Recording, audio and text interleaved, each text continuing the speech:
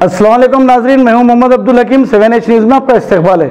Medchal district फुतबुल्लापुर मंडल गाजुला रामाराम में 125 division में कल्याण लक्ष्मी और शादी मुबारक स्कीम में 44 लोगों को चेक्स दिए गए। इस मौके पर MLC शामीपुर KP विवेक गौड़ और दूसरों ने शिरकत की। आइए देखते हैं अनवर की ये रिपोर्ट।